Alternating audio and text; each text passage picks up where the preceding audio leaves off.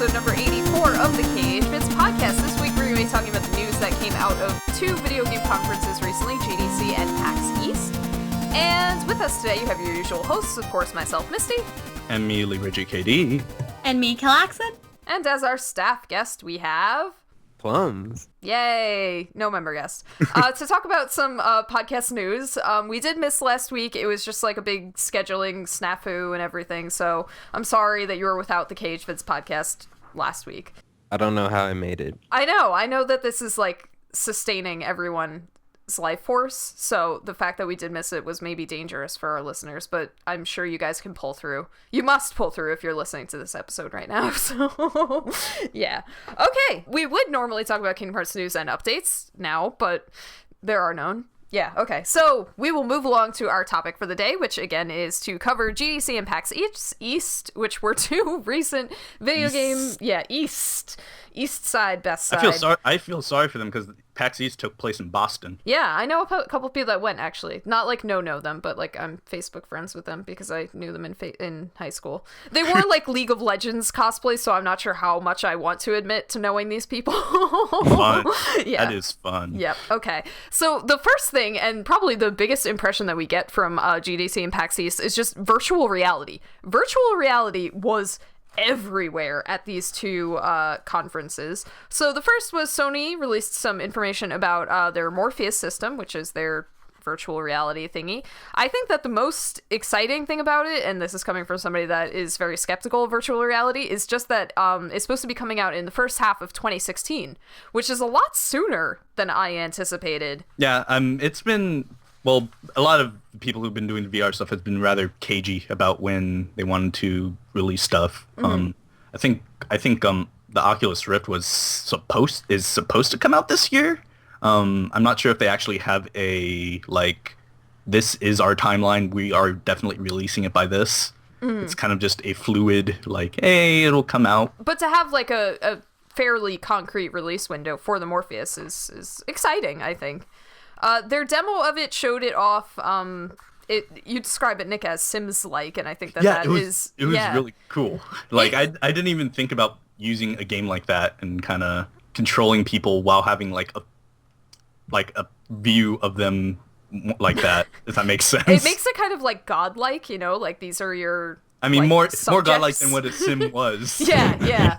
It always makes me think of for The Sims, I think it was The Sims 2, occasionally The Sims would look up and it scared people because it felt like the Sim was looking up at them.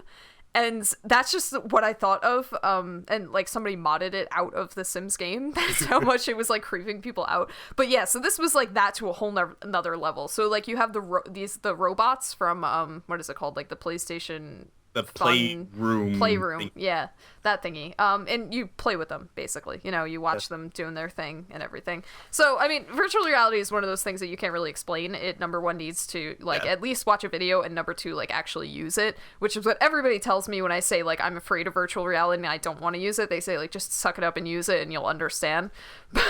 Yeah, I mean, that's basically what I say. Yeah, I've used it a few times, but it's really something you need to experience. Yeah. To kind of get. Yeah. So Sony is making their VR thing. Steam also announced that they are making their virtual reality headset thingy, whatever, and they demoed Portal using it.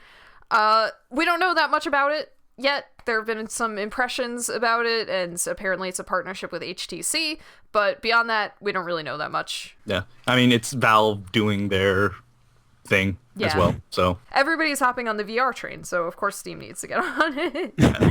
Yeah, the VR demo that had me at least shift a little bit to the positive VR thing was the lightsaber demo that was posted. So, you hold these thingies and you put on the VR headset and it's you have a lightsaber and you have to deflect the blaster fire and it makes lightsaber noises.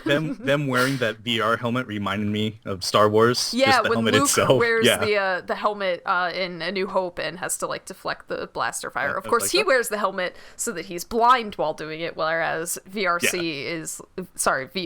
is enabling you to do it. VRC, I don't know where that came from. But, yeah, so virtual reality was huge, and I still feel weird about it. I don't know. Alex, you haven't been on a VR episode that we've done, so if you want to let us know your thoughts on it. I'm also kind of weird about it. It's interesting, but also seems like maybe too immersive for me right now. Terrifying? Yeah. Oh yeah, I'm really afraid of it. Yeah, I mean it's. I'm really interested in kind of just the like just what it can open up that you couldn't really do beforehand. Mm-hmm. Like this isn't really a good example because it's just moving the camera away. But the fact that you can move the camera with your head moving around is neat. And one of the demos that Sony showed, I think it was called Heist. It was basically you're talking to this dude, and it seems really cool that if you look away, he starts yelling at you while you are looking away from him. But like I don't know, like VR is something that it seems like it could be really immersive, and you can do a lot of stuff with it that you really couldn't do too much beforehand. Mm-hmm. But it is something that still needs to be like, it needs to be out in the wild and kind of get its footing and stuff. Yeah. I'm afraid that it's going to turn into like the PlayStation Move, where like it seemed like it was going to be this really cool thing, but nobody really wanted to use it. And yeah. I mean, that was also the timing of the PlayStation Move, that you already had like the Kinect, which was better because you didn't have to hold the weird looking like orb things. And the Wii had been out for years, so like that was kind of a timing issue as well. But it just seems kind of gimmicky, I guess, in a way to me, and it's not something that I would want to use like for a shooter or something. Yeah, I mean, this does have the positives of that, since everybody is kind of doing VR, that it'll be available to use kind of like anywhere. Like, I mean, you talk about the PlayStation Move and Sony, their support of stuff, but since VR with the Oculus Rift and Valve's thing and whoever else is kind of getting into this, it's available on the PC. It kind of allows a lot more experimentation there. Yeah, that's just kind of that's just kind of the nature of PC. So you can always maybe look to PC of them doing something really cool, and then eventually they bring it over to other VR platforms. Yeah, I'm very skeptical of VR, and I'm afraid of it. It's really good. Like I really need to just try it. I mean, it's hard for you to. It's hard because you're not near anywhere where you can try it. Well, and I live near New York City. It's just I don't have the money to go to like a convention or something. Yeah, there's that, and by the time I'm sure places will have demos when it's released. But then you get into that thing of like, there are other people using this. Yeah, and I don't want to wait online, so I'm not patient enough for that. Yeah. Yeah.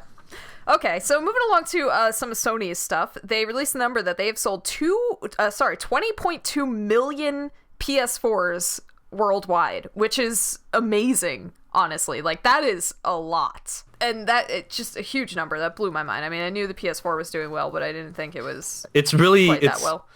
It's finding it's a very good its place in developing markets. It's definitely taken the market. Like, the Xbox One, it of course it's a competitor, and of course it has its merits and its benefits and everything, and you're not wrong for buying one or anything, but this is the generation of Sony. Yeah. I mean, like, as I was talking about emerging markets, like, Sony has sold over 1 million PS4s in the Middle East, which that is a market that, well, most console manufacturers don't really have a heavy presence in. Mm-hmm. But, like, that is a area of the world where last year you wouldn't have even assumed that they would reach 1 million within a year of a release of a console. So it's like, it's just taking off in places where I guess wouldn't be where you would expect, because it's doing well in Europe and it's doing well in the US and Canada and stuff like that. But it's the other areas of the world where people don't really pay attention to, I guess you can say, that it's actually really taking off, like where there's literally no competition, because it's just like, hey, we're just going to steamroll everything. Sometimes it literally is that there is no competition, because the Xbox One, it took a while for it to release everywhere, and I'm not sure it's released worldwide right now. I know they released it like 12 more places late last year. Yeah, and even then, like, even though it's released in those countries, a lot of the features aren't available in those countries. Like, of course, they marketed it a lot with the television stuff, but I think that the television stuff really only works in North America. I believe that's right. It could also work in the UK. I'm not sure. Yeah. But yeah, it is. There's a lot of stuff about it that is like doesn't really seem to be doing anything. Yeah, whereas the PlayStation 4, like, it came out at the lower price point. Of course, the Xbox One is pretty much cheaper. It is now cheaper. Yeah, it's gotten the $150 price cut. It didn't help at all. Yeah, but like the PS4, it came out at the lower price point. It's smaller. It's no frills, no nonsense. It's just a good gaming console, and I think that the market has really responded to that. Clearly it has if they've sold 20 million of them. Yeah, I mean, it's really weird seeing people's reactions to this, because I have a feeling a lot of people, because of last generation lasted so long, people kind of forgot what Sony could do. Mm-hmm. They kind of dominated the market with the PS1 and the PS2, and I don't know. It's always fun to see people questioning why something is so successful. Because Sony knows how to make a console. They do. They proved that with the PS1 and especially the PS2. The PS2 was like a golden era of gaming. It was such a popular console. They sold so many of it, and it had life well into the PS3 cycle. It was that the PS3 was... It was badly made, like poorly designed, that it was difficult to develop games for it. They didn't jump on the online train soon enough, and it was outshined by the 360. There is a lot of things that the PS3 kind of did wrong. Yeah, but Sony learned from that stuff, and they corrected those mistakes and kind of, I think, called back to what they did right with the PS2 era, and that's why the PS4 is so good. Sony is I don't know much about their like business and everything, but they are company that knows how to make a video game console. Yes. Yeah. So Sony also it leaked out periodically throughout, but now we have like official stuff about it. But firmware 2.5 for the PS4 is being beta tested right now, and the beta tester was under an NDA, which is why everything leaked out, because when you have a huge beta program for something like the PS4, nobody is going to pay attention to that NDA. I really love that one of the leakers, because it's under NDA, but one of the leakers, they posted a screenshot, and on the PS4 you can put your name on it. Yeah. They posted it and it had their full name. Just there to see. And he like soon took it down, but it's just like, really? You're leaking something? Here's basically everything about you. Yeah. So it has a ton of new features coming for it. It is going to be releasing at the end of March to the early April timeframe. I don't think we have an exact date yet, but it's around then. So some of the features, the big one is suspend and resume. Now, this is something that they showed off when the PS4 was first announced, where like you can be playing a game and you just suspend it, and then later when you come back and sit down, you just get right back into it.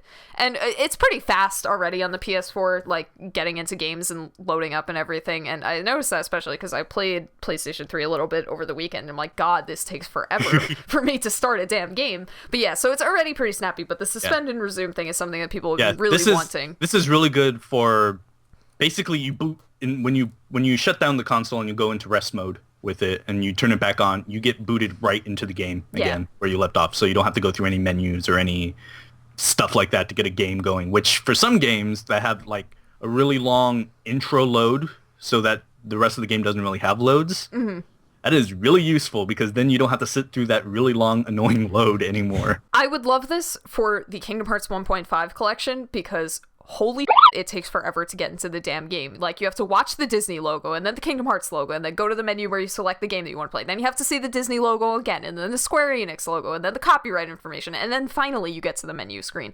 And it takes forever. Misty, that's why I never shut off my PlayStation while I was playing Kingdom. I let it run, but we have a plasma TV, so my mom doesn't want the pixels like burning into the screen. So I just turn off the TV and just leave it, then come back to it later. Yeah, because it takes really such a long time. Why have you done this to me, Square? In one part, that's just bad design on Square's part, but it is also like a console thing, because there is that barrier of like, oh, there are 3 games on this one disc or 2 games, so there has to be like a method to select it and everything. But yeah, suspend and resume is going to be really cool, I think, especially for games that have like a lot of menus that you just don't want to sit through.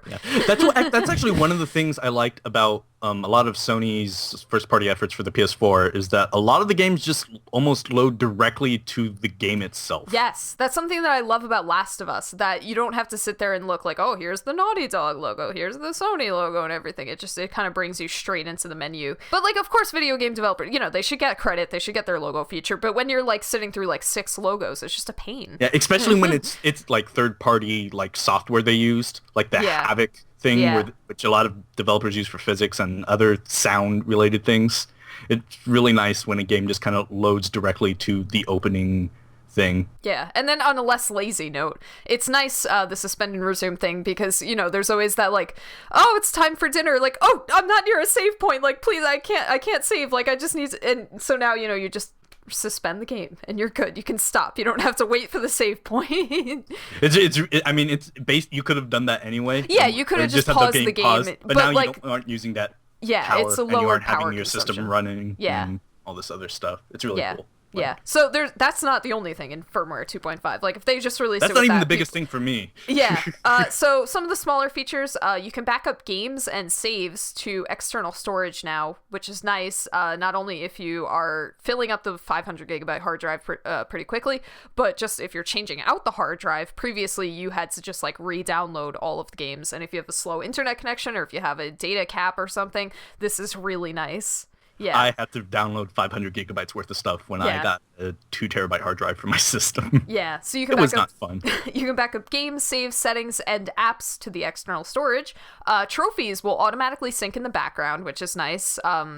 It's not something that's been like horrible ever, but it's just a little annoyance that like whenever you loaded up the trophy list, it would say like, oh, just syncing with the PlayStation Network server, and it would take like a couple seconds, but it's just nice not having to do that. It was a lot worse on the PS3. Oh god, it would take minutes yeah. for it to actually sync sometimes. Yeah, and what they'll also be doing is that, like, when you earn a trophy, it will take an automatic screenshot of whatever was happening. So, like, let's say you get a trophy for, like, doing a headshot, you'll now get a screenshot of that scene, which is really, really cool. I really like the idea of it because it makes trophies a little more interactive, because I always liked on like the what's new list that it says like, oh, so and so got trophies from this game, so now like having a picture with it will be really neat. I hope that they do offer the option to sort of turn that off, just because I imagine right now, they would. I mean, I would imagine they would too, but I mean, it's not a big deal right now for me, but I can see if it's taking photos of every trophy you ever get, it will start filling up space, and that's kind of... That's true. Like, but you can always delete them too. Yeah, you can. It would just be that extra step. But yeah, it's like it's integrated into it rather nicely. If you've seen a screenshot of it, it's on like whenever you see like a normal trophy details thing. You know, when you click and it says gold, earn here, earn whatever. Yeah. Right underneath that, there's like screenshot of it. Okay. So it's not just pasted together. It actually looks rather well integrated in. Yeah. Another thing with trophies is that the PS4 can now search the internet for trophy guides. When you're in like the trophy list, you just press, I think it's the options button, and it'll search like, oh, this is how you get that trophy, which is really cool. I really like that idea. PSTrophies.org is going to get a lot of hits now. Yeah, that's the only thing. It seemed like I didn't see any like screenshots or anything. I only read about it. It seemed like it was just kind of doing a Google search, and the PS4 browser is difficult it could be better to use sometimes. So I would love if they like had an official like repository of trophy guides, but that is like a whole other dream of things to be set up, and that it was integrated a little bit better into the UI. But it's still really cool. I'm really excited about that. Share play and remote play will now be able to go to 60 frames per second, assuming that you have the connection to support it. That's cool. I think that's the best for the PlayStation TV, or if you're using your Vita within like your home network, that you probably could get the 60 frames per second. I don't know if you're playing with somebody like across the world, you'll be able to get 60 frames per second, but who knows? Internet infrastructure is actually like improving really quickly, so you know. You can also hide trophies from your profile that are at 0%. So some games, if you just like start them and then say like, oh, I hate this, I'm never playing this again, you'll have that like 0% stuck on your trophy profile, and it'll bring down all your stats, and you'll just be like despairing about it your whole life. And this is how I feel about Blacklight Retribution, because that is like the 0% blight on my trophy records. Yeah. I'm surprised because there's a trophy for just like making your character. I don't know how I missed that one. I think I like loaded into the menu and I'm like, the font is really small and I don't know what I'm doing. I'm not playing this. So yeah, so now you can hide those things, which is for like people that are really obsessive about their trophy lists, Nick, it'll be really nice. Yeah, I mean, I'm surprised it took this long because it's been on the Vita for about a year now. Really? It's not even only for 0%. You can just choose anything in your trophy list and you can just have it hide it. But yeah, it's nice that that's finally coming. Yeah. But for those who do care about that type of thing. And then the really big thing, and this is the thing that I'm probably most excited about, is the accessibility options that are coming to the PS4. So that's not just limited to things like, you can make fonts bigger places and, invert colors and stuff. And I think there's like an option to make everything black and white. You can up the contrast in the UI stuff. So just making like it better for people that have like vision problems and stuff. But you can also remap every button on a system-wide level now, which is amazing. So like a lot of people were excited about this because some people prefer to use like the R1 trigger rather than the R2 trigger. So for shooters, that would be really nice. But I've been reading, especially on our PS4, the subreddit for PS4, a lot of people saying like, oh, my brother like doesn't have an arm or somebody is disabled and I want to play games with them and they want to play games. Are there any like custom controllers I can buy or games that give you like button remapping options? Because, they're limited in how they can use the controller. So now for Sony to offer this is huge. Like, I'm so happy about it. I mean, I have my own personal reasons of why I want to remap certain buttons. Yeah, and some of it is just like user preference, but it's really cool that this is going to be opening gaming to people that haven't been able to game just because like they physically cannot. Yeah, it's really neat that it's actually being it seems weird to me that consoles haven't already done this. I think that the 360 let you do it. I've never owned a 360, but I feel like I remember people saying, I love that the 360 can. Because I know the Xbox One doesn't. I'm really not sure. Yeah. Because I know there are games out there that, they do allow just full mapping of everything. Blacklight Retribution is actually one of those. But yeah, it's really neat that it's finally getting actually like implemented on a system-wide level. Yeah. It just makes it easier for people, for everybody, for either if it's just their preferences or if it's just the only way they can. The one thing I will say though that I didn't notice, which I guess I'm not sure how they would remap it, is that you couldn't do anything on the touchpad. Okay, just use it as like another button because some games have you press it. I mean, I guess maybe their thought process is that like the touchpad is so big and you can easily touch it, but it might also be a complication where like there are different, like the touchpad is still a touchpad, like it's not just a button, so letting people remap it might complicate that. Yeah, actually, now that I think about it, the Vita has remapping on a system level, I think. The Vita is actually really cool because you can do that, and you can also assign certain for like PSP games and PS1 games that you can play on it. You can assign certain sections of the touchscreen to be a button as well. Okay.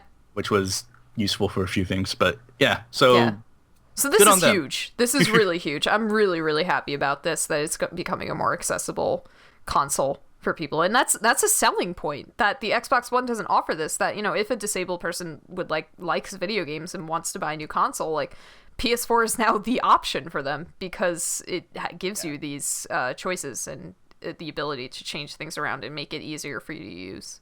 Yeah. It's just awesome. I'm really excited about that. I'm really excited about button mapping because that's just really cool. Yeah.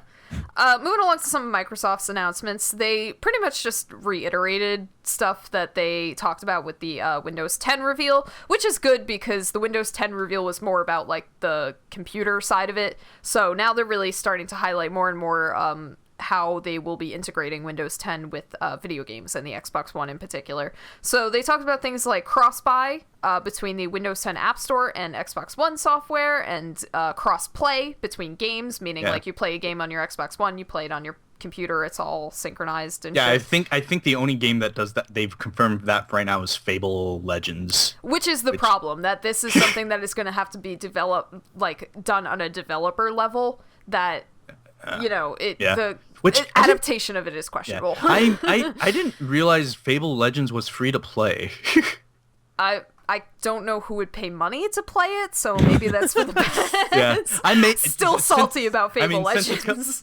Since it's coming out on the PC, I may at least try it once just to try it. But I'm like, I did not realize that was free to play. That seems if they just called it Legends and released it, I would not care about this game in the slightest. But the fact that it is Fable Legends, I'm really annoyed. And I'm now realizing that they called it Legends to kind of like buy into the like League of Legends thing. Well, I mean, maybe this will be the last Fable game ever. That's not what I want to hear, though. This is not the game that I want to What if this, ruin but if the this franchise. fails? If this fails, then The crazy thing about this is that I haven't played a Fable game since Fable.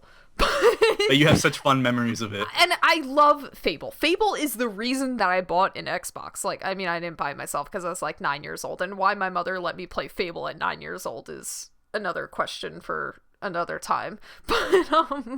But because there's some stuff in those games. But so I was so excited about Fable, and especially Fable was kind of falsely advertised as this like huge like kinetic world where your choices change everything, and that was true to an extent, but that's like what got me really pumped for it. And it was true, and it delivered, and I really loved the game. I never played Fable 2 or 3 because I didn't have a 360. Yeah, I mean, that's kind of a Molly Mew game in general. Yeah. He overpromises and never delivers. Yeah, but I kind of look at that as like a stepping stone to getting me into, like series like Mass Effect and Knights of the Old Republic, because I originally played those on the Xbox, and that was like another like, I like choice-based games, and I like to see how choices like change the universe and everything. So Sometimes those choices just don't matter, though. like in Fable. But Fable just has a really special place in my heart, so I'm really upset about Fable Legends because it has nothing to do with the Fable universe other than I guess the setting. It's such a weird thing because it's a multiplayer game. It's basically 4v1, which seems to be all the rage lately because of the Evolve stuff and I guess the now canceled Shadow Realms. Yeah, Shadow Realm whatever thing by BioWare. But yeah, it seems like an interesting concept, but I just don't know anybody who wants to play this game. That is also true. Like, the thing I worry about it is sort of what happened to Evolve. Evolve flopped. So, yeah, I mean, yeah, Fable Legends already was not promising. So I have feelings about Fable Legends. Fable Legends. Fable. The true Fable game of all time. No. And Fable, it has such a cool setting. It's like this weird, like, kind of Arthurian... Medieval-y. Yeah, it's weird, thing, and it's cool, and I like it, but this is what they are choosing to do with it. Both Sony and Microsoft announced some indies. We're going to talk about a couple of them individually, as well as Nintendo did this too, so, but we'll talk about those later. Yep. Next, moving on to Valve. Like we said, they announced the Steam virtual reality thing coming. They also gave the official launch for the Steam Machine. Now, for those who don't know, because the Steam Machine has been this thing that they've been like talking about for years, but they haven't really given like concrete information about it for a long time. The Steam Machine is basically an effort to make PC gaming more accessible to people and make it kind of like a console where you can just buy a pre-built machine and go and play Steam on it. And they're making their own operating system to work this way. Although you can actually already you can already use Steam OS. If you want to be ambitious, you can already have a Steam machine right now if you made your own. Yeah, but they've partnered with a bunch of different companies to make Steam machines that you can buy. I think it was like 14 or 15 companies. It was a lot. And that's good because they were all kind of offering choices like across the board in terms of like specs and prices. Like I think the cheapest that I saw was around like the $500 range. And then, you can go into the thousands of dollars, which is, true of just custom PCs in general. But I like that they were offering a lot of configurations for people.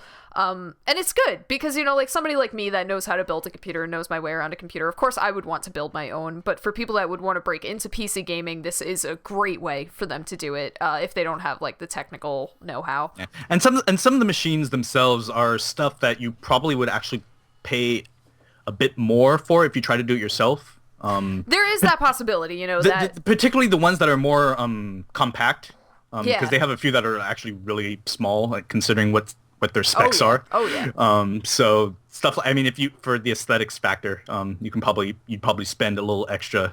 Yeah. For like, hey, this thing is like the size of a small cube. Yeah. Well, I mean, of course, you can get some killer deals when you're building your own PC, finding like the deals and waiting for the deals and everything. But yeah, so they're really good options. I was skeptical of it because I was afraid that they were like not going to offer enough price ranges and that the options would be limited and they'd be ugly and that kind of thing. But I'm glad to see that, they're actually doing like a good job with these. So those will be available starting November of this year, which is right around my birthday. So no, I would build my own. down. But yeah, they also seem to have revised the Steam Machine controller. We had a glimpse of it a while ago, but now they have changed it. It's still so weird. I still don't like the look of it, and it does not look like something I want to use. I mean, it's a computer, so you can use your PS4, Xbox controller, or whatever. Yeah. But it's weird. It's like weirdly curved, and it's ugly. It's not so much the shape to me. It's the fact that there's like, the D-pad thingy they have is like a touchpad. Yeah, I don't want that. I want a D-pad. Yeah, I mean, it's weird. I mean, to be fair, I guess if you want to use that controller, it's more, you can use that controller for like games that don't normally use D-pads, like an RTS or something. But it's I don't know, it's really weird. Yeah, but all around, it's a good effort on Steam's part to make PC gaming more competitive with console gaming, because right now they really are like two separate worlds, and I think that Steam realizes it, and they want to kind of buy into the console thing, and they're trying to create that middle ground now. So like now with the Steam machines and the controller, they're trying to make PC gaming more accessible for console gamers, and that's great, and they're doing a good job with that. So I'm pleased about that. They also talked about the Steam Link, which is essentially just like PlayStation Television except for Steam. You can stream Steam games from your computer to the link that's hooked up to the TV. I think it's probably going to support like Netflix, Hulu, all of that crap. I think it's just basically because so long as you had an internet, because you could for the past year or so you could kind of stream your stream Steam games to another computer or anything that kind of had an internet connection to it. So I think this is just kind of a cheap way to like, hey, you can do stuff without having your computer actually hooked up to your actual TV. Yeah. Yeah. And it's $50. So, if you're in the market for a streaming box and you use Steam, go ahead and buy it. I think that everybody at this point, though, kind of has their like internet services on their TV needs covered. Like with smart TVs and Roku's and Apple TV and just everything, I feel like everybody already has one and they just don't need it. Of course, it is nice, to have the bonuses, like Steam, you can play your Steam games on it, PlayStation TV, you can play your PlayStation games on it. But yeah, so, that's that. PlayStation TV doesn't have Netflix. What?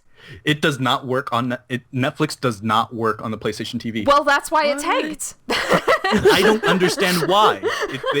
I remember right when it came out. They have to know that Netflix is like that. Like I've been using my PlayStation 4 as a Netflix machine for the past week. Like I think it's something to do with Netflix and not Sony's, because you can have that because you can just transfer whatever's on your Vita memory card onto the PlayStation TV and everything works. Uh-huh. So the Netflix icon appears on there, but when you click it, it says it is not compatible with the PlayStation TV.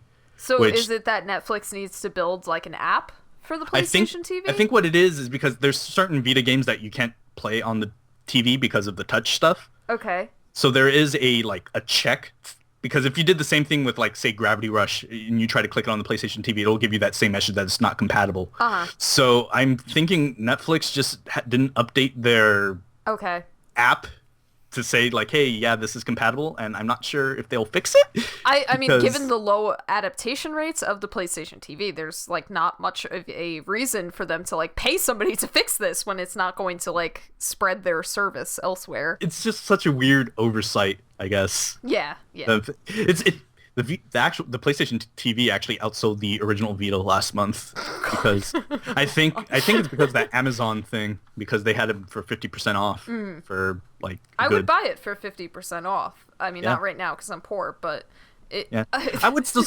suggest getting a Vita TV for Persona 4 Golden alone. I would just want to play Vita games, but you can't. They're already not selling Vitas, so a Vita that you hook up to your television, which is basically what the PlayStation TV is, it's not going to sell well either. Yeah, I mean it's an interesting thing, but oh well. Yeah, so Steam is dipping their toe in there, and we'll see how it goes for them. Yep. So on to some of the more individual announcements. Maxis is being shut down. If you didn't know, Maxis is basically the people that invented The Sims. So I'm sure you're sad about this, Cal. Yeah, I saw and I didn't understand what was going, like, I didn't understand what they meant or what was going on, and I felt really sad, even though I was like, I don't know what this means, but, you know, it's okay. I think that the announcement was a little bit, like, overblown, because it's not that Maxis and everything that Maxis creates is being shut down, it's that Maxis's studio is just kind of being absorbed into other EA studios, you know, they're kind of, like, consolidating it, and it's like reading, I mean, of course it was the press release, and you never know if the press release is real or true, but it didn't sound like they were laying anybody off, and the people that they were, like, ending their time with, they were all getting, like, severance packages, and they were helping them find placement at other jobs, and yeah. It's a weird thing with Maxis, because Maxis split off a few years ago. A part of them split off to be the Sims developers, where that particular thing just developed the Sims game, while Maxis still stuck around for stuff like SimCity and other stuff, and that part kind of just got like, hey, you're not doing anything anymore, bye. But it's still sort of sad, because the forefront of, like, simulation type games with stuff, so it's kind of a bummer, but also, but I mean, we're still going to be getting Maxis games, even though they're not Maxis games anymore, so it's not something that you should be, like, crying about. Just the long list of things EA has shut down. Oh yeah. I wish that there is something that came out of Austin, Texas that they would shut down, but they have not. Talking about the old Republic. Moving on, Shadow of Mordor was named GDC's Game of the Year award, and I love seeing how crazy popular Shadow of Mordor has been. It really is weird. Because it just came out of completely left field. Like, Lord of the Rings, great series of books and movies and everything. You know, my plans for tonight are to watch The Two Towers. Lord of the Rings, I'm on the Lord of the Rings train, but, like, it's not a video game series that people are really buying into. But then Shadow of Mordor comes out, and it's just like everything you would have wanted out of a Lord of the Rings game that you never knew you needed, but that you now do, and it's great. Like, I have Shadow of Mordor, and I really like it, and it's just it's so funny. It's just so I mean, it's weird for me, not so much that it's a Lord of the Rings game, it's that it's a licensed game. Yeah, that too. I mean, we've sort of seen that with, once again, this is Warner Brothers, so we've sort of seen that with the Batman games, which I know, Cass, you do not care for Batman, but those are relatively well-received games. Yeah. And it's always a pleasant surprise when licensed games go well. So it seems, I mean, Warner Brothers themselves has kind of been amping up to be the next big publisher in the kind of the scene, because they have, you know, Shadow of Mordor, which they already have out. They have Batman games coming out. They have Mortal Kombat coming out later this year. So they seem to be kind of pushing themselves to be, like, I guess, a big player. Among, like, EA and Ubisoft and Activision. It's just that, like, so many gamers, when you think licensed games, you think of, like, the film to video game I think of the Harry adaptations. Potter games. Yeah, so, like, the Harry Potters. I played the Lord of the Rings ones as well, and they were fun when I was, like, 7 years old, but, like, they probably are not great games. They were fun when you had nothing else to play. Yeah, the Harry Potter games, however, I will defend so many of them to the death, especially the Game Boy Color release of Chamber of Secrets. It is bonkers, but it is great. Like, it is everything that's weird about Harry Potter just, like, collected into one game, and it's really, really good. So if you have, like, a GBC emulator, play Chamber of Secrets, because it's really good. And it has these, like, dumb mini games. Like, one of them, you go to the Death Day party and you bowl with, like, ghost heads, and it's so weird, and I love it. I wanted to try out the Harry Potter Connect game, because that just seems like the worst idea possible. Yeah, that was bad. But that's like what people think of when they think of licensed games. So for Shadow of Mordor to be, like, getting all these Game of the Year awards, and, like, the Nemesis system is, like, one of the biggest things to happen to gaming in the past year. Like, it's so entertaining, and I love it. It's kind of a shame that Warner Brothers didn't really take an interest in video games when they were making Harry Potter games. Oh yeah, and that we instead got what Harry Potter games we have. So it would have been interesting if they actually, you know, a legit Quidditch game could have been awesome. Like, I love Quidditch World Cup too. I played Quidditch World Cup a lot, but, like, a legit Quidditch game would be awesome. Like, it would satisfy my dreams of, like, finally playing Quidditch. That is something that I would buy a VR headset for. A Quidditch game. See, the movies and the games thing has always been weird. I don't know. Maybe it's just because, like, I remember having a Shrek game back in the day on the PlayStation 2 or something dumb like that, and, like, Barbie the 12 Dancing Princesses, like, just these absurd, like, obscene movies. And I think I have one of the Harry Potter ones, too, but I didn't know what was going on because I never played, or I've never watched Harry Potter, You've so never I mean... seen Harry... No. Cow. You've like awoken a whole other conversation that could be taking place right now. Next spoiler cast is going to be about Harry Potter, and that's purely so that you will watch Harry Potter. Binge watch all. Binge watching them. It's worth it. It's not that long either. But yeah, so I mean, I'm surprised too. And I saw when I was looking up the stuff for the podcast, and my friend Al, he was just like, yeah, because he really likes the game, but I didn't understand. Because I was comparing it to Shrek on the PlayStation 2 in my head. That's like the connection that I made to it. I'm not familiar with the Shrek game in question, but I'm gonna go out on a limb and say Shadow of Mordor is substantially better than the Shrek PlayStation game. Yeah, I've been tempted to actually buy the game, man. I enjoyed It's fun. because like me and Cass, we shared played it a bit. Yeah. So I was playing it from her, I guess, her system, and I enjoyed what I was playing. I'm still probably waiting for it to get down in price a bit more. Yeah, I got it for free. That was part of the best appeal kind of of games. it. Free I games. kind of borrowed it from a friend who told me, "Yeah, you don't have to give this back to me." So that was nice. But yeah, so I enjoyed it, and I'll probably eventually actually go through it and play it because it was fun from what I played. It's nice too because it's a game that you don't have to like invest a lot in. It's a game that you can like sit down and play for an hour or two and have a blast, and then put it down for a week and then come back to it like no time has passed at all. And that's really fun. Like, I'm not far into it,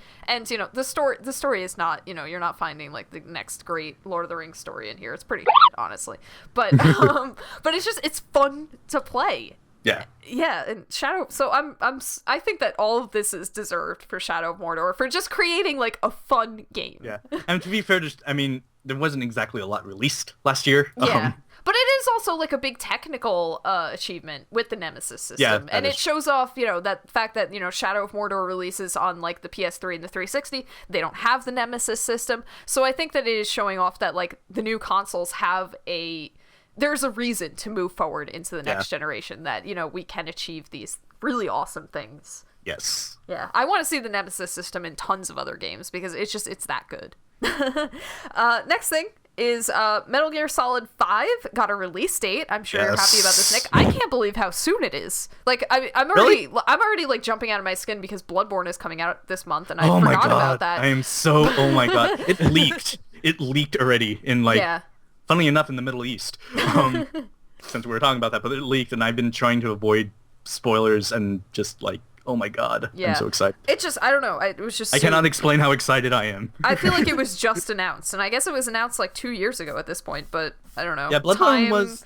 No, Bloodborne and Metal Gear Solid. I think they were announced around the same time.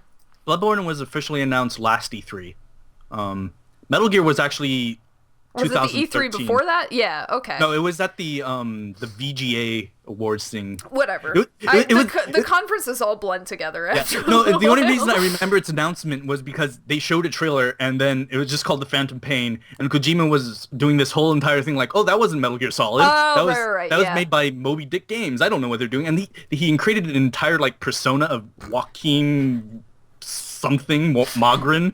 And it was so... I mean, that's Kojima. That's like it's par for the course with him. I mean, that's further than par for him. But it was like, that was just like... But like, it was actually announced as Metal Gear Solid 5 at, I think it was E3. I know it was a conference that I watched. Yeah. I think it was. So it's weird to me that games like... I guess it might be because I follow Square Enix. I follow Square Enix games. So like Final Fantasy and Kingdom Hearts games, I'm used to games being announced and then coming out like 5 years later. So Sony still has that covered with The Last Guardian. So yeah. It's weird to me when like I see a game announced and then I see it released.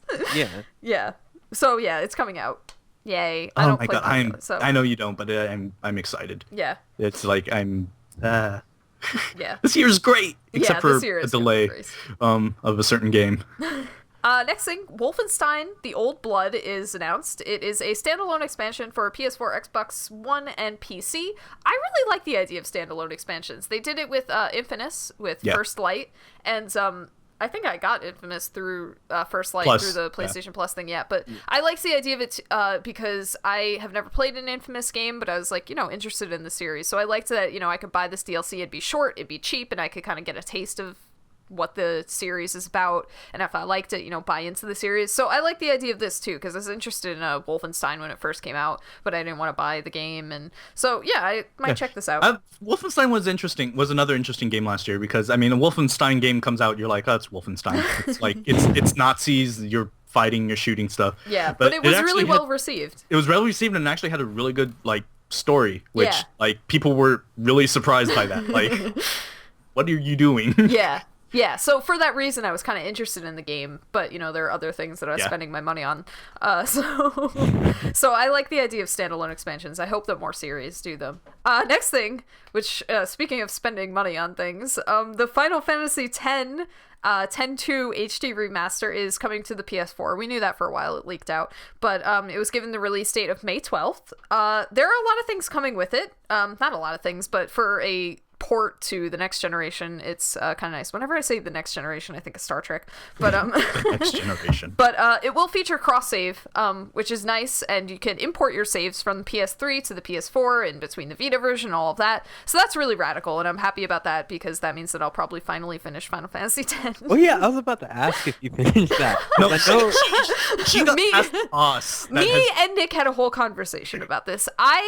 My goal was, to finally finish Final Fantasy X, because Final Fantasy X is, one of my favorite games ever. It's undoubtedly my favorite Final Fantasy, but I felt like trash for saying that because I've never finished it. And the reason was because I was stuck at that Seymour Flux battle. So I was playing Final Fantasy X on the PS3 like a boss. I was doing my sphere grid, I had plans, I was collecting the treasure, I was, getting prepped for Seymour Flux. And, I was grinding before I even went into the battle. I looked up, guides on Seymour Flux. I picked up all this equipment. I was ready. And it built it up so much. And I beat it with ease. I blew through it on my first try. And then I, stopped playing immediately after that, because I know how Final Fantasy X ends, because I looked it up years ago, because I never thought I would beat it. And so I think that my encouragement and inspiration to keep moving forward with the game has died out, because I finally passed that hurdle. Because my hurdle wasn't I want to finish this game, it's I want to get past Seymour Flux. So I do want to finish it, and I think that the PlayStation 4 version will give me that impetus. Yeah, I find it weird that you have.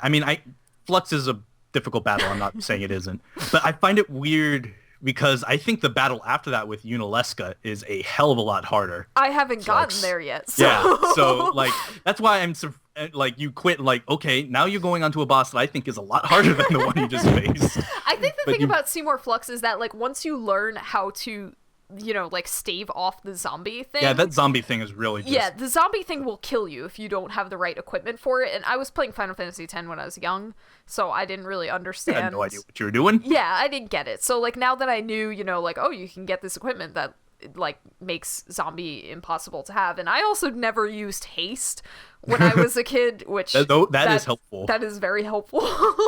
So, yeah, I did breathe through it. But I'm thinking about 10 again. I really like the armor customization you can do of just adding different abilities and passive abilities to stuff it's the greatest. Some of the other features coming with Final Fantasy X 10-2 on the PS4, and probably this is huge for me, you can switch between the remastered OST and the original OST. Now, I think that I talked about this when we did our Final Fantasy X episode, but they... a lot of the stuff that they redid for the remaster, the tracks, they were nice. They were good renditions of the songs. I was happy about them. Except for the B-Said Islands remaster, which is horrible. They ruined everything that I loved about it. Yeah, for the most part, I actually kind of enjoyed the remastered tracks, but there were a good handful of tracks that I really didn't give a lot of the tracks a chance, because I was so upset about the Bissett Island one. He said was one of the worst offenders, I It was think. horrible. They added like these sparkling effects that I just associate with like 6th grade piano class when everybody finds out how to change like the sound font that it uses and like plays like the sparkling noises and like DJ and all that stuff. And so that's what I was thinking about every time I listened to it. And it was just like, it was so chill and like lax and like you just wanted to kind of like lay on the beach, and I hate beaches. So you just wanted to kind of like chill and, you know, like let Bissett Island wrap you up in this song, and it was great, and then they ruined it. So I will definitely be making use of switching between the OSTs. It'd be neat. I don't expect it, but it'd be neat if they allowed you to individuals, like, I want to play the original version of this, but I want to play the remastered version of this. I don't think they're gonna get that heavy. I don't think they will either. I think it would be neat. It's gonna be like a switch, like, I want the old tracks, I want the new tracks. It's kind of, I mean, I don't expect it, but that'd be nice because there are a few remastered tracks that I actually kind of like better. Yeah. But, I think that, you know, just like when you know you're getting to Bissett Island, you just switch the soundtrack, and then after that, you switch it again. Yeah. One other thing is that, you know, graphically, it'll be a little bit of an improvement. There are light improvements and texture improvements. I mean, the PS3 version is still gorgeous, and the PlayStation 4 version is going to be gorgeous as well. So, yay. I think what I read is that it's rendering at a higher resolution than 1080p. Really? They're down, and they downsample it. That doesn't surprise me because, you know, not only is it a PS2 game, so it's naturally like less demanding, and they can output at a higher resolution, but it, like, also the way that the game is made is kind of funky, you know, like the stationary camera enabled them to kind of not make as like advanced environments. I mean, they needed that because they use CG environments. Yeah. So you can't, since the CG environments you can't really interact with or move or anything like that, you kind of had to make sure people didn't move the camera in a way that things up. Yeah, but that of course is less graphically demanding than if you made like a complete environment. Yeah. So it doesn't surprise me that they're able to do that, but that's awesome, honestly. Yeah. That's really cool. I'm still waiting for my Final Fantasy 12 remaster. Oh, okay, that is another story altogether. I'm waiting for it too. I'm just, why won't they give it to me? Yeah. I bought the 10 remaster. What else do they want from me? Yeah. You have to buy the remaster. I probably am, which is the sad part. Speaking of the remaster of 10, it's coming out at $50. Now, the limited edition of it is going to include a calendar with artwork from Amano. I don't know how to say his name. Amano. But his artwork is the greatest, and I love it. So I'm really pumped about that, and I already pre-ordered the game. Europe so isn't that's getting that, though. What? Europe isn't getting that calendar. Yeah, well, Europe. Europe is instead getting a steelbook case that has mono art on it. After getting my Order 1886 steelbook, I understand why steelbooks are completely overrated.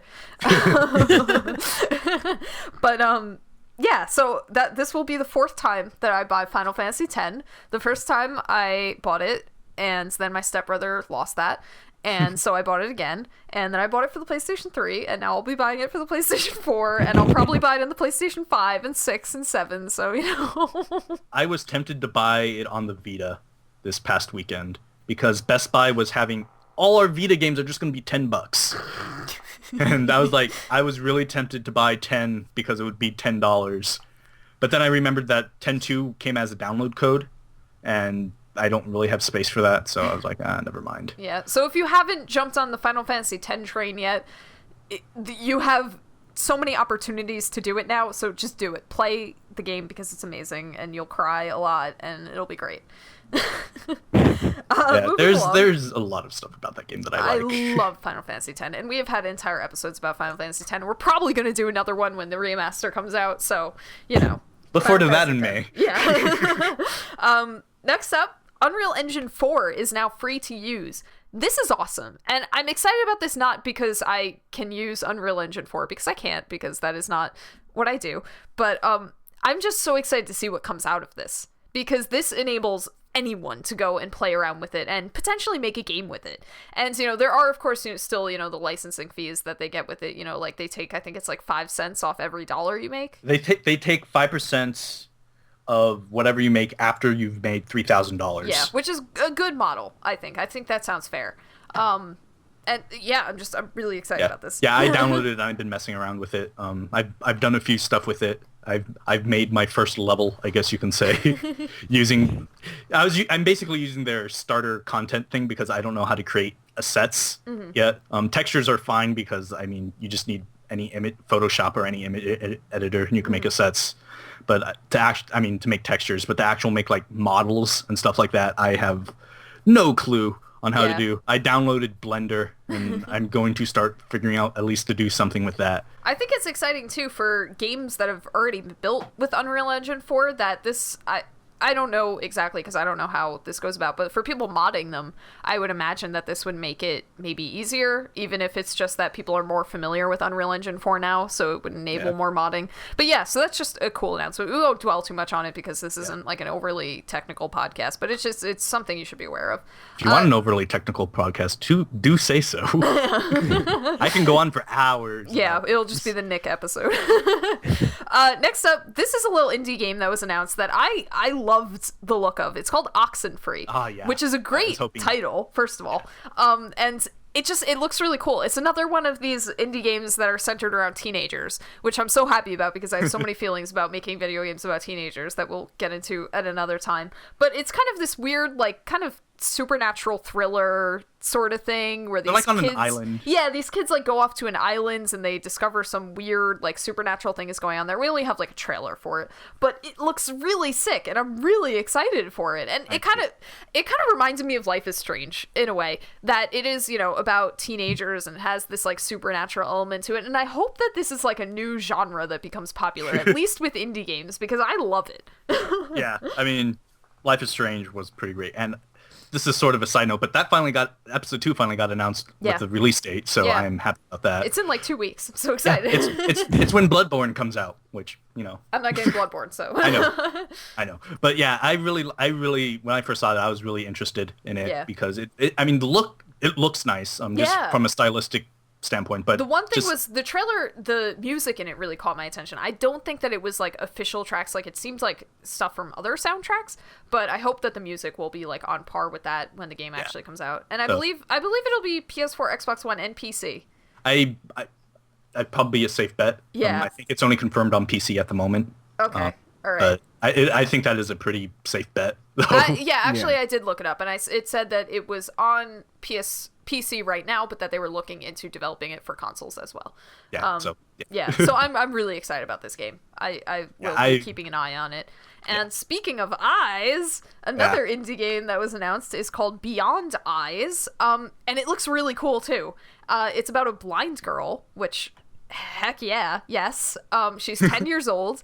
And it's about, like, just her kind of exploring the world and how, like, the vision issue changes that. And, I mean, again, we don't know that much about it, but it looks really beautiful and interesting, visually. The opening actually reminded me a lot of the opening to... I shouldn't say opening, but what we saw of the game reminded me a lot of the opening to The Unfinished Swan, where it was basically just a white...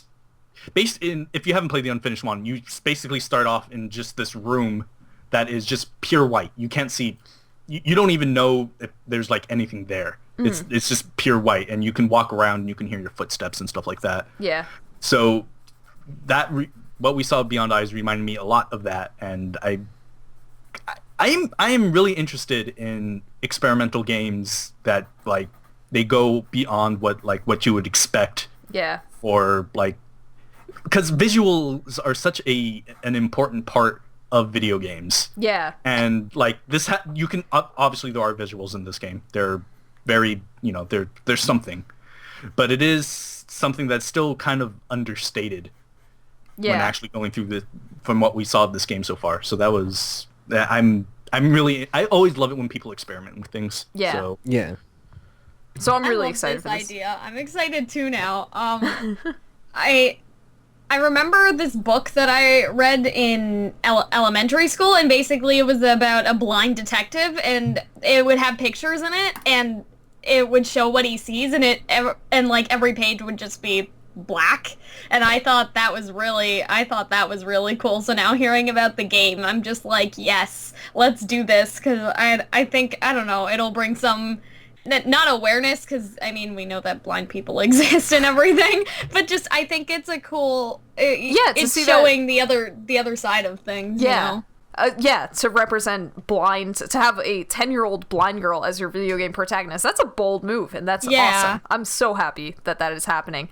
And to plug Knights of the Old Republic 2 again, there are blind characters in that, so yeah. Knights of the Old Republic 2 is just great all around for a large variety of reasons. Yeah, I love Vices so much, and Kreia is blind too, so you know.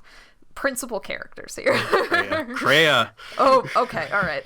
We should stop. Yeah.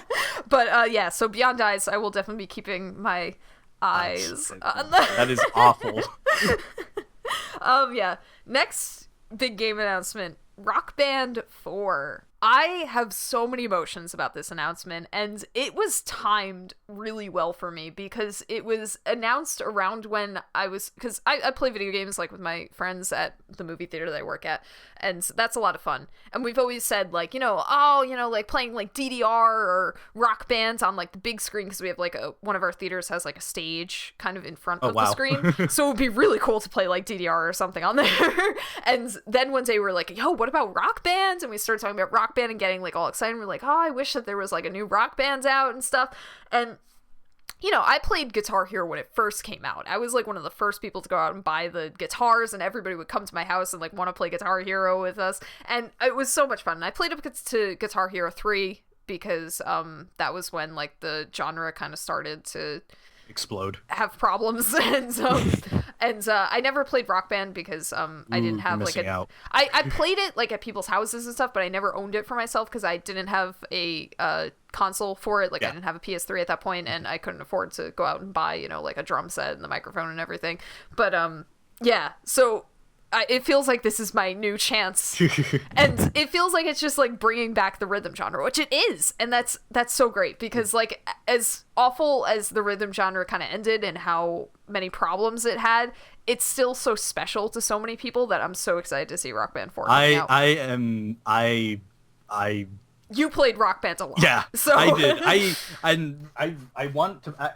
It's really bad. Recently I kind of wanted to start playing again. Because I mostly played drums because that was a lot of fun to do. But my drum set broke sometime last year. And so just out of curiosity, when I started feeling the need to play Rock Band again, I decided to look up, because they stopped making the instruments and stuff because the game ended. Yeah.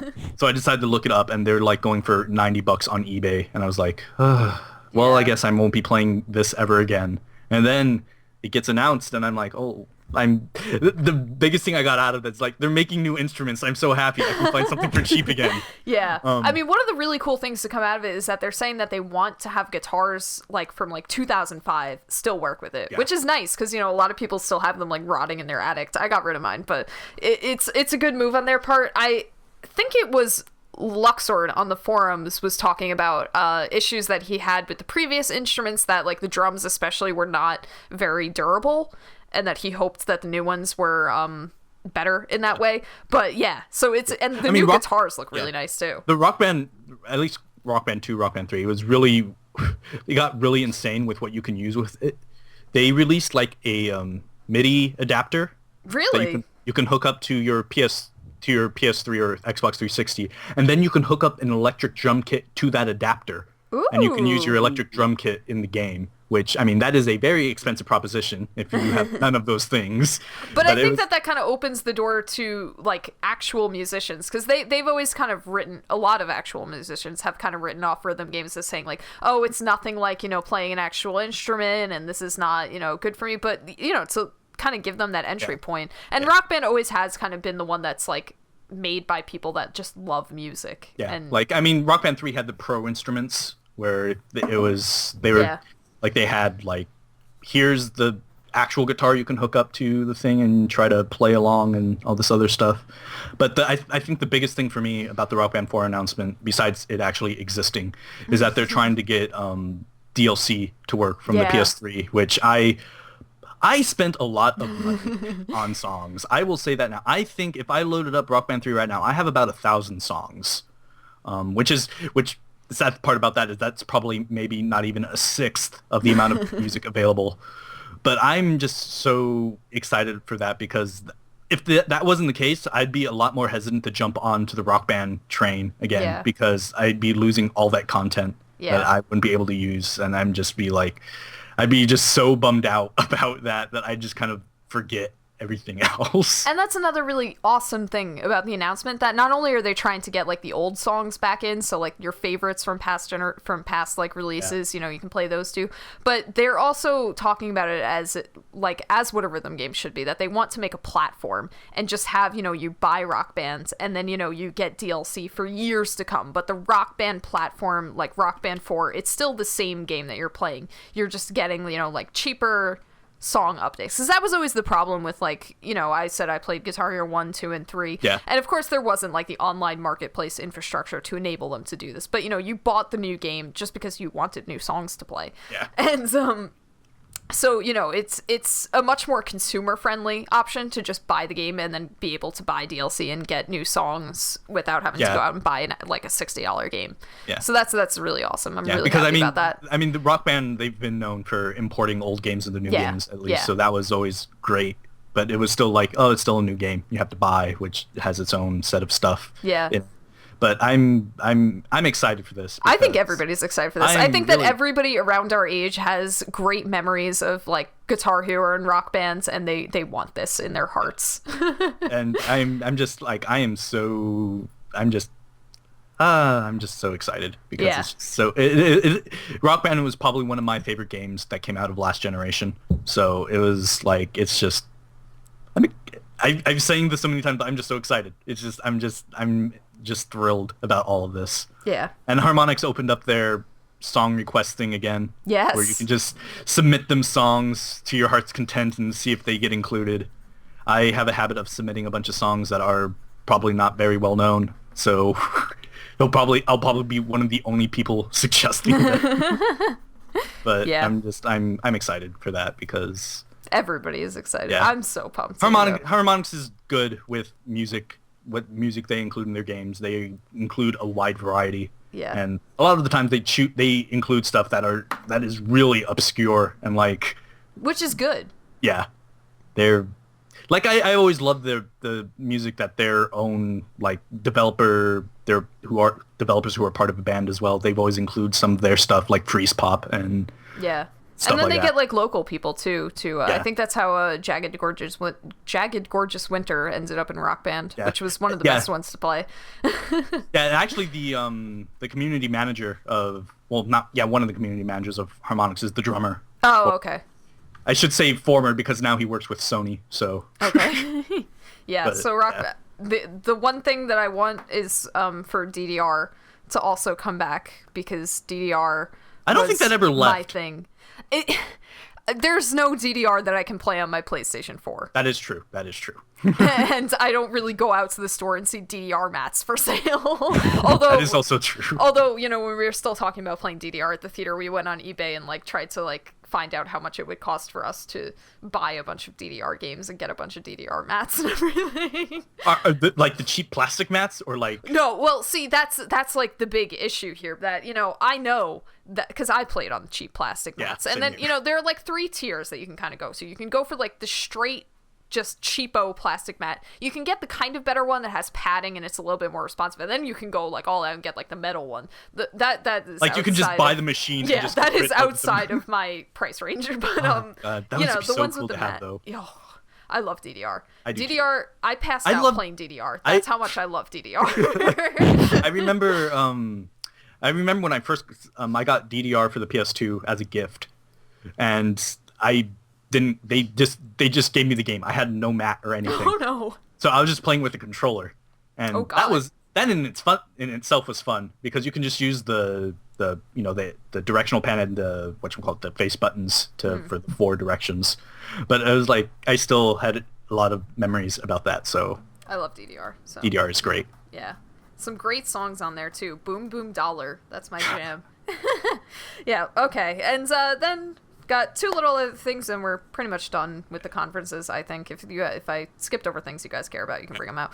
But Gone Home is no longer in console development actively. It seems like a Sony third-party developer wants to bring it over, but I was really bummed about this because I really want to play Gone Home, and I guess I could play it on PC, but I want to play it on my PlayStation. So I was sad about this, but you know, what are you going to do? I do hope that it does come. I think eventually, at least regarding Sony, because they've been really good about just kind of indies in general. Yeah, bringing things over. I mean, not even just indies, just bringing things over. Like they're bringing over Yakuza 5 of all damn things to happen. Yeah. So I think at least on the Sony front, it would probably still happen eventually. But yeah. I mean, the Gone Home team is very, very small. They're working on their. Oh yeah, I don't blame them. Yeah, they're working on their new game, Tacoma. That was kind of announced late last year. But I mean, this deal is mostly falling apart because the publisher they signed up with kind of are facing financial troubles. So like since they're facing financial troubles, there's like kind of nothing they can do with developing it. So yeah. It's a bummer because it is a game I think it's a very unique game. Yeah. That I think people should play at least once. Yeah. So. And lastly, a new Roller Coaster Tycoon was announced. Nick, you wrote next to this, because I'm going off of Nick's notes, looks like and I laughed. And then I clicked the YouTube link. It really does. I was not lying. The worst part about it is that like they start out the trailer with something that was obviously like pre-rendered, but that I thought like, what is he talking about? This looks really nice. And then they switch to the actual game, and I'm like, this looks horrible. Like this looks like something that was on the PlayStation 2. I don't understand how they made a worse looking game than the previous Roller Coaster Tycoon game. Like, how is that possible? That game came out like 10 years ago. Why? And just like, who was waiting for a new Roller Coaster Tycoon? I'm sorry. To be fair, Roller Coaster Tycoon is one of my favorite building games of all time. And I just love Roller Coaster Tycoon. But it was almost as good for me as SimCity was, the original SimCities. But I don't know. I don't want this game to be made. I don't know why it's being made. It looks really bad. So I'm sorry to Roller Coaster Tycoon fans, but you should not be a fan of this game. Oh. Go on, Cal. I was going to say, Thrillville is another roller coaster building game, and when I saw it, it reminded me of that, but Thrillville looks a lot better for something that was on the PlayStation 2. I mean, it's not, like, astonishing or anything, but it doesn't look like that, so. I just don't understand what happens. Like, I look at this, and I just wonder, like... How? It's like you had to purposely do this. This couldn't be intentional. But yeah, so it's a sad day for Roller Coaster Tycoon fans. Yeah. But yeah. So that's everything I was interested in. There were a lot of Final Fantasy 15 and Final Fantasy 14 announcements to come out of GDC and PAX East and just in general lately. We'll probably just do a separate podcast episode on those soon because it's so much, and this episode is already going to be kind of long, so we're not going to try to put it all in. Yeah. But yeah, if I skipped over anything, now is the time to bring it up. For me, the Centris game that got announced for the PS4. Yeah, I looked at that. I'm like, man, Nick is going to want to talk about this. I'm like, I have no interest in this, so I skipped it. Yeah, I played because it's been on the PC in early access for about a year now, and I was actually pleasantly surprised that it got announced for the PS4. But I don't know. I love music games in general, so I really like the idea of combining a music game with a puzzle game. And just kind of how that you kind of make your music as you're solving the puzzle. So it has an interesting look to it too. It's rather simplistic where it's just like circles in the middle and you're kind of pushing pieces down to solve a puzzle. Mm-hmm. But I like the aesthetics of it all, and like it's interesting. Okay. Is there anything from GDC or PAX East that we want to bring up, or can I scoot along? Yes, I can. All right. Next up is user-submitted questions. To submit questions to the KH-Vids podcast, all you have to do is fill out the form linked with every episode of the podcast, or send an email to podcast@KH-Vids.net. The questions can be directed to the host in particular, or the group in general. So the first question is from Graxy, and he asks, strange fungal growths start appearing on your body. What is the worst thing that could happen in your point of view? I'm going to just say The Last of Us? Yeah, that would be the worst thing. I am now a clicker. How wonderful. I would not be happy about that. I would not face that bravely. I mean, clickers are so weird because they're very frightening to look at, but they also have this sort of beauty to them that it's weird. But anyway. So that I think that's the only answer that you can come up with to this question. Okay, next question is from Shu. And it is, what is your favorite nationality? As in, which do you generally find fascinating when somebody is from a country as opposed to others? And then he adds, is it Australia? It's Australia, right? Everyone loves Australia. I'm terrified of Australia. Okay, all right. It was Australian. It seems really terrifying with all of their... Everything seems just want to kill me. Or, like... No, with their, like, deadly... everything. Birds? Oh, okay. I was gonna say birds. I remember being told about, like, birds that fly down in the spring and they're, like, very angry, or, like, because it's mating season or something and they're frustrated and so they'll peck people's eye. I don't remember what birds these were, but I'm like, I'm never going Are to... you sure you weren't just watching Alfred Hitchcock's The Birds? Like, what? Because that doesn't sound like real life. I'm like 100% that this was a thing. If I can find it, I'll look. There are spiders in Australia that catch birds and eat them. You are not a bird. I don't care. Something that big should not be able to do... There should not be a spider out there that could catch something that's flying in the air. That is terrifying. There's a whole bunch of other things. They are home to a lot of poisonous snakes and insects and just dangerous things in general. So is the U.S. Not as much. I've been watching Archer, and the number of, like, crocodiles in the U.S. is shocking. I don't care about crocodiles. Crocodiles are easy to avoid. Just staying out of the water. It's things like little spiders. Stay out of the spider nest. That is hard to do when they just decide to crawl into your sock one day. Okay, so not Australia is the answer, but do we have other? Okay, I found it. They're like magpies that are just really angry, and I found a video of them attacking the cyclists. That's one of the examples I saw in this giant, like, news article. Actually, one of my favorite books, it's Adverbs by Daniel Handler, which is like that's his actual name, but he's also Lemony Snicket, who wrote the A Series of Unfortunate Events book. So that letting you know the level of quality we're talking about here. But magpies are like a central symbol in those books, so I'm actually excited that you brought up magpies.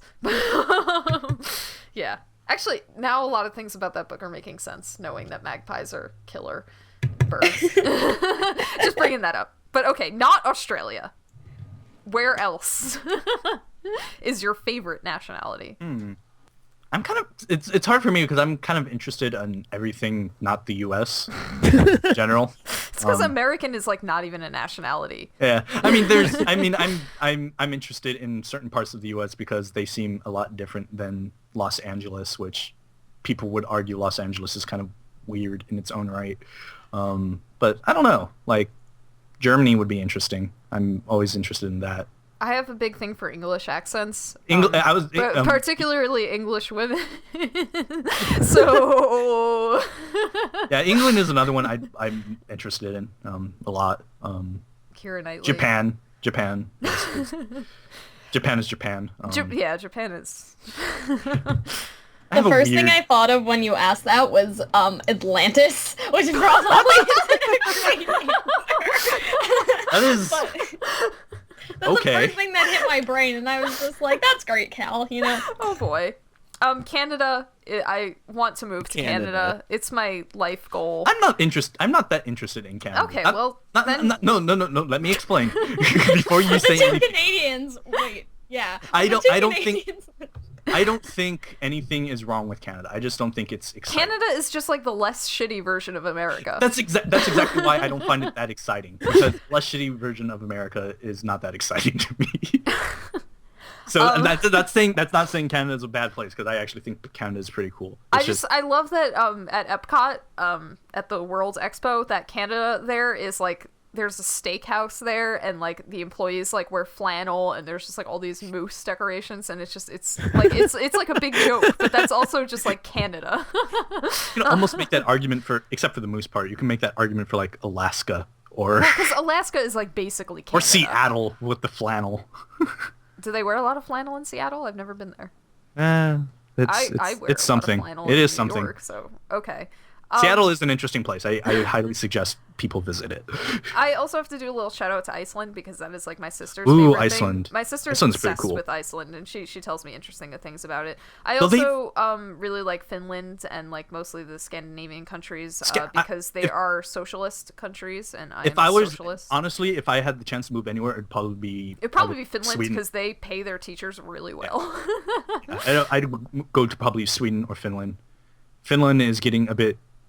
Yeah, the Scandinavian countries in general is interesting. Iceland is weird, because Iceland's really cool, but their current volcano has been erupting for 9 months straight now. Yeah, and that's I don't know. I mean, it's not like violently erupting; it's just kind of going about its business. But that still does not seem like something I want to be around for an extended period of time. And Alex, Switzerland. Why? The chocolate. I thought you were going to say money. Yeah, I was thinking That of like too. the banks. Though Switzerland, haven't they passed a law that everybody gets a set like amount of money a year to live Yeah, on? yeah, which is Wait, awesome. really? Yeah. Yeah, their minimum. I guess you can say a minimum wage, but it's not really a wage. But it is like a minimum amount of money they feel that people need to survive, and everybody Basically gets just that. like achieving the socialist utopia that I dream about every night. Definitely Switzerland. Yeah. Yeah. I feel like we should say somewhere in like Africa, because I'm feeling a little racist here. Egypt. Okay, Egypt is cool. I have a friend who goes to Egypt almost every year because he was actually born in Egypt. Morocco is also actually pretty cool place as well. The Moroccan part of Epcot was also one of my favorites. So that's Ethiopian food is really good, so I'm tempted. Like there's like a little Ethiopia near where I live, and there's just a bunch of like little food places there that is really good. But I would really love to visit South Korea, just because they're like colorful and just weird, and I like that. I like their vibe. They went couldn't there you just and- say that about Japan? Yeah, but like South Korea, it's different, obviously. Yeah, Japan yeah. and Korea are different Yeah. places, but like they're uniquely different. I'd like to go to Japan too, but South Korea has like a vibe that I'm really digging right now. Yeah, I talked to somebody who, again, a friend, because they were born in South Korea from high school, but they go to Seoul every so often, and it's always interesting hearing from them when they get back. Yeah, It's always interesting to hear from anybody who goes on a trip to another country, yeah. because I'm stuck here. They went to Seoul in Cycle 21 of America's Next Top Model, so Interesting. watch America's Next Top Model. Cal, do you have a answer of like an existent nationality? Yeah, I guess Ireland's really cool, and so is England and stuff. So yeah, just in that area. I mean, Isn't your boyfriend English? yeah. Okay. So, I mean, yeah, that's a plus too. So Honestly, I'm telling you, those accents, man. Yeah. if we're really talking about just places, I'd really just like to go anywhere. Yeah, I mean, this is reading the question. It felt like kind of pervy to me. It wasn't like asking like where would you want to visit. It was like what nationality are you attracted to. So I mean, So the next question is from Quilgan or Drew, and he asks, in your view, what might be the best all-around video game or video game series? I mean, this is the KH-Vids podcast, so like It's not Kingdom Hearts. I'm saying that right now. I'm just getting that out of the way because we all know that is true. Oh. we might know it, but we don't feel it. We don't, I don't feel feel it in our safe soul. admitting it. So Kingdom Hearts is better than KOTOR? That's okay. So once upon a time, I guested on another podcast, and they asked me, to talk about myself a little bit. I said, I'm from the KH-Vids podcast. We talk about Kingdom Hearts a lot. And then they said, like, oh, so like, if you had to choose like one of the best video games or video game series, what would it be? And I'm like, I'm so afraid to not say Kingdom Hearts because I feel like I'm, number one, betraying the last 10 years of my life, but number two, I'm afraid that people from KH-Vids are going to say like, oh, Misty was on a podcast, let me check it out, and listen to it and get really mad at me for not saying Kingdom Hearts. So like I feel like I need to say Kingdom Hearts, but Knights feel Old forced. Knights Old Republic is really like no game. I mean, Kingdom Hearts messed me up too, but no game messed me up to the level of Knights Old Republic. Final Fantasy X is like a really close second, and like Kingdom Hearts is definitely up there too. But Knights Old Republic was big for me. Is big for me. See, that wasn't so hard. It was. It took everything in me to admit that. I love Kingdom Hearts still. I do. I love Kingdom Hearts. Kingdom Hearts is weird because like it's been going for so long that like when a new Kingdom Hearts game comes out, I'm like, Kingdom Hearts is what it's all about. Like Kingdom Hearts is the greatest. But then it wanes and we don't get a Kingdom Hearts game for a long time, and then I start loving other things. So Kingdom Hearts is like that video game series that I always come back to, and that I always like feel myself coming back to and thinking about, and that I think it'll be like that for the rest of my life, like that. So Kingdom Hearts is really special, but I love Knights of the Republic. You can have more than one special game in your heart. I know. But there can be only one. Just like Highlander. There can be only one. Yeah. So somebody else can go ahead. Yeah, somebody else, because I am having a lot of difficulty thinking about this. I am not good at choosing like one thing. Oh, yeah. Even franchise, I have a hard time doing that. Ask me what my favorite song is, and I'll go on. What is your favorite song, Cassie? I'll go on for a couple days, man. Yeah, go on, Alex. I hear you coming in. I'm still thinking. Oh, no. Cal? Like, a game series of all time, or just what we think is... All around, all time. It's your own personal opinion. I don't know. I'm so conflicted, because I haven't played that many games that I think that would be... I mean, other than Kingdom Hearts, I haven't really played anything that I feel like deserves that type. I mean, even Sims, I'm thinking about that, and I'm just like, no.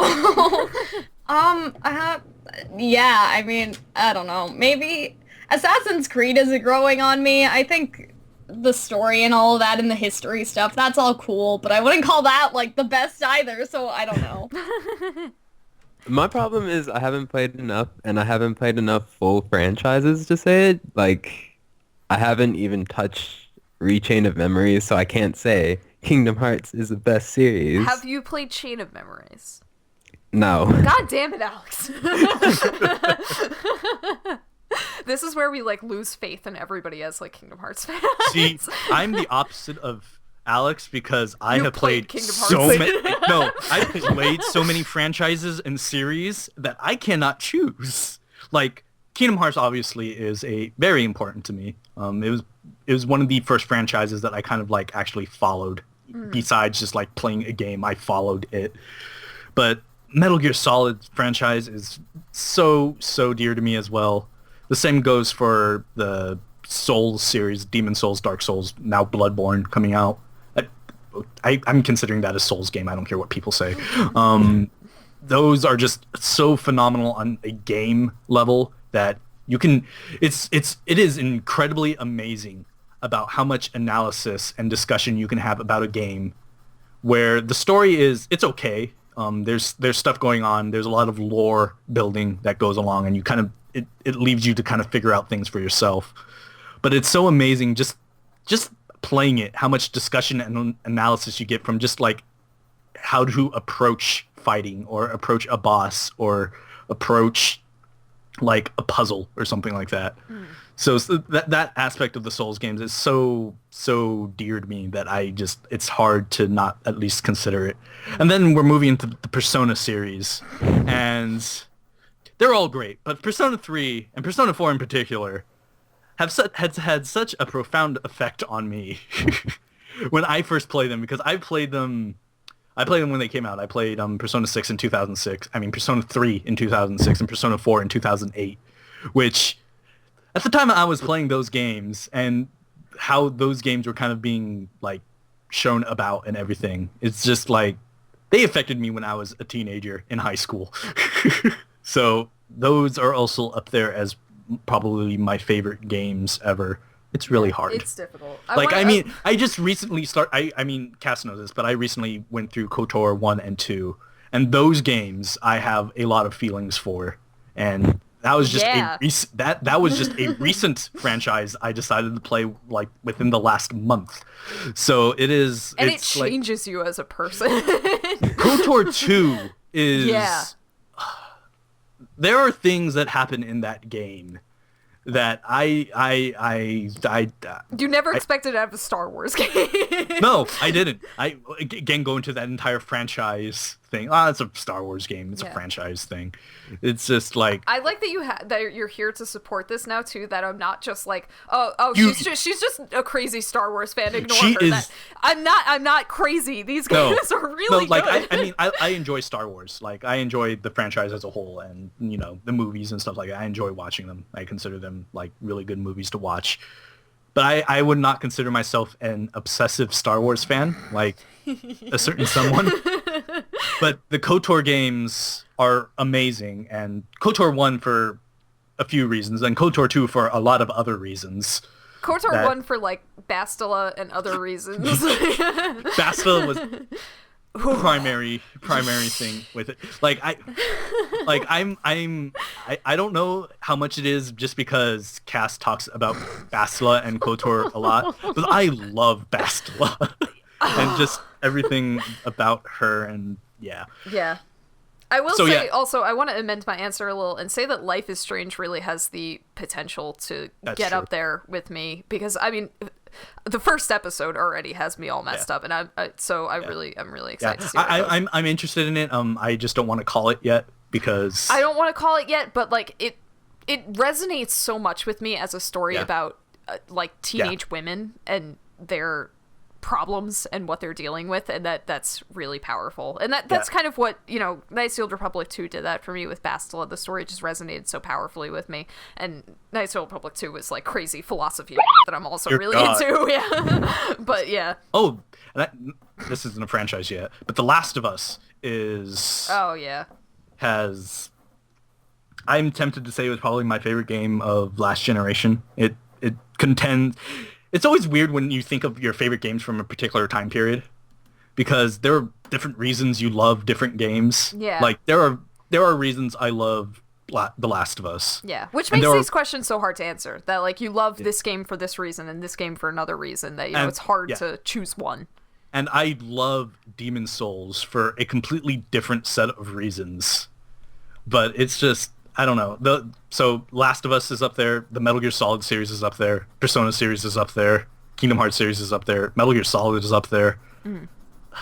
The problem is I play too many games. I have too much time on my hand, and I play too many games. And so if I only played a handful of games every few years, then this would be a lot easier, because I can just say, oh, I've only played this, so therefore it is my default favorite. Yeah. Alex, you got an answer for us? I guess I'll go with the Persona series also. Yeah. Too bad you like Chie, though, so that's kind of a bummer. You like Naoto. Like, don't start with me.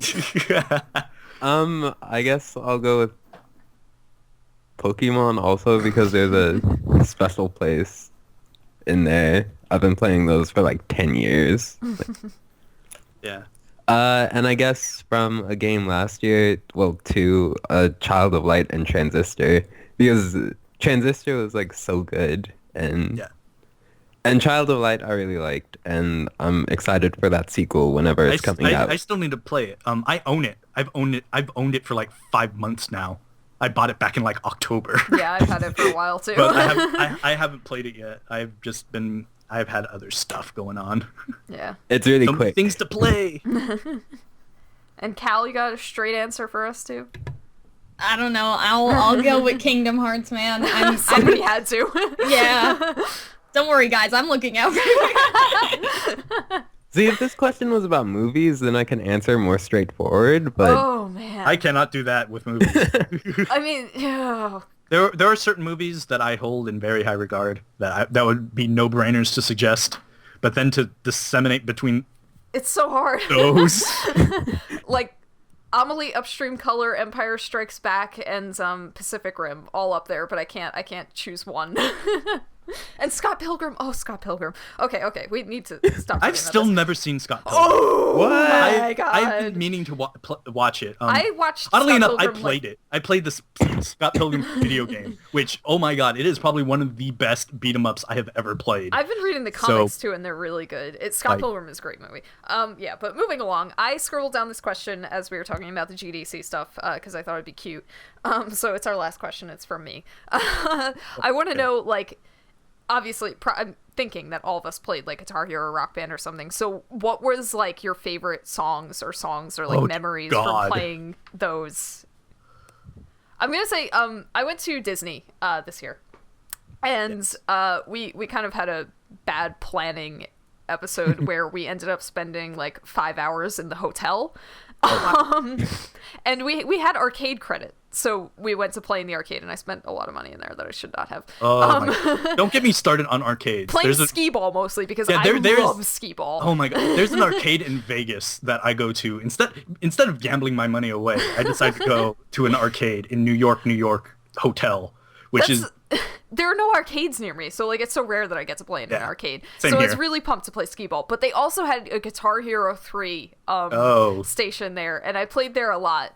So like the two songs that really stood out to me were My Name is Jonas, because that was the first song I ever 100%ed. But mostly Helicopter by Block Party, and Block Party is one of my favorite bands, and so I really, really loved playing them on Guitar Hero. So that was my big Guitar Hero memory, and I would love it if Helicopter was on Rock Band 4. I'm trying to think if I don't think whatchamacallit, Block Party has ever had a song in Rock Band. I hope that they do, because Block Party is awesome. Block Party is so great. I mean, a lot of their songs I'm not sure would really lend themselves to rock bands, like Silent Alarm definitely would, because that was kind of a post-rock thing going on with a little bit of like pop punk in there too, so like that would be fine in Rock Band. But like as you get to like A Weekend in the City and Intimacy, those were a little bit more electronic, and that would be hard to do with like guitars and everything. Four, I don't like Four as an album, so I'm not going to talk about that. But Silent Alarm, basically anything off of there would be awesome. Banquet, ooh, that song isn't really appropriate. It's kind of about a lot of sex. Yeah, so that was mine. But yeah, so songs in like Rock Band and Guitar Hero that you have like special memories about. I want to hear it. I have very fond memories of Rock Band 2. Particularly of the last two songs in the set list. One was Painkiller from Judas Priest, and the other one, which I felt was a hell of a lot more difficult, was Panic Attack by Dream Theater. And the reason those two, well, one, I really enjoy Panic Attack, and the fact that at one point I was able to 100% that song on drums was insane to me, because I can't even imagine I tried doing it like 2 or 3 years later after I did that, and my foot stamina was not very well anymore. Like I just couldn't keep up with the bass beat hits, so I was yeah. But the reason those two hold a particular fond memory for me is because Rock Band 2 had a trophy, and it was also just a thing in game as well. It was called the Endless Set List. And in this endless set list, you played through the entirety of the Rock Band 2 song track in one sitting. Who has time for that? I mean, I guess you probably did, but... I had time because I got Rock Band 2 for Christmas, so I was playing it during the Christmas break. And I sat down and I played through 82 songs in a row without stopping, without pausing, without anything. And it was just... So that in particular, finally finishing it was something that was like, wow, I'm done. I can't believe I did that, but I'm done. A moment of triumph. Yeah.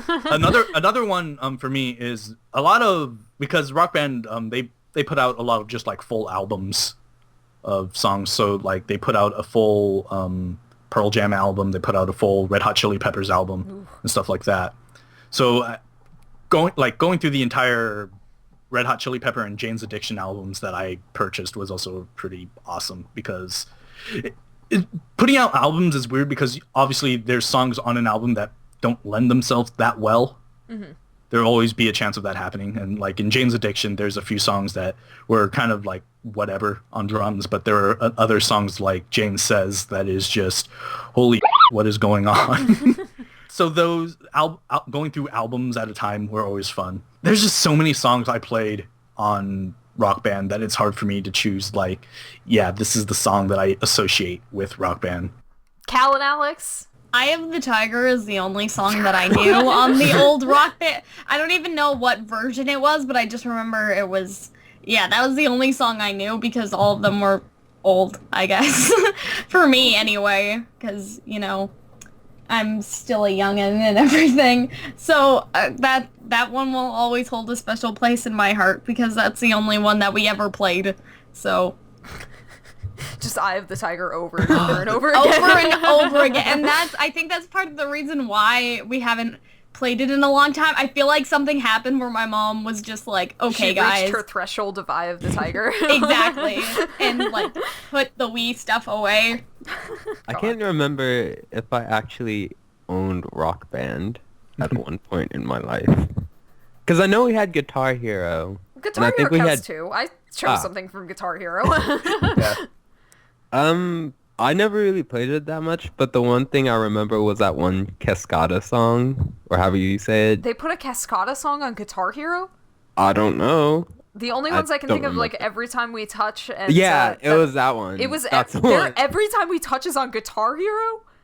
Well, to be fair, Rock Band has gotten some rather interesting... But was it on Guitar Hero or Rock Band? Because that is a very important distinction that I need made right I now. don't remember. Okay, I can check. Somebody check. That's one of my, like, favorite songs. That is weird. I didn't know that was on there. It's just, honestly, the biggest thing for me, the best, I guess, memory or thing, whatever, for me, for Rock Band was just the pure discovery of new stuff. Because... Oh, yeah, it's, I know, I don't know how Rock Band worked, but with Guitar Hero, like, you'd play a set, and then you'd, like, unlock the next set, and it was always exciting to, like, get the next set, and there to be, like, a song that you really wanted to play, and just, yeah! And I think it's also cool, because, like, it kind of brought, you know, a lot of, like, old rock songs back into people's houses, and that was always fun. Yeah, I mean, it was not only discovery in that sense, but the discovery of, like, this is new music that I didn't know existed before this, and... Yeah, that's where Helicopter was really cool for me, because, I think I listened to... Maybe, yeah, I think I listened to The Prayer around that time, but that was, like, the only Block Party song I ever knew, and then hearing Helicopter on there, I really wanted to get into, like, some of their earlier stuff, which is, like, the post-rock stuff, the indie rock stuff, and Block Party is still, like, one of my favorite bands ever right now. I love Block Party. Listen to Block Party. Yeah, like, I mean, it was through Rock Band that I discovered stuff like Silver Sun Pickups. Oh, really? Because, what was it? Something I... Same Lazy Eye. That song got pretty popular. Yeah, that was on Rock Band too. So that was like, oh yeah, I remember that came out during my MTV Trash phase, which is when I would sit on the couch and watch the MTV Video channel all day. Was not a proud time in my life, but yeah. So that's But yeah, so there's that stuff and like, what was the Decemberist?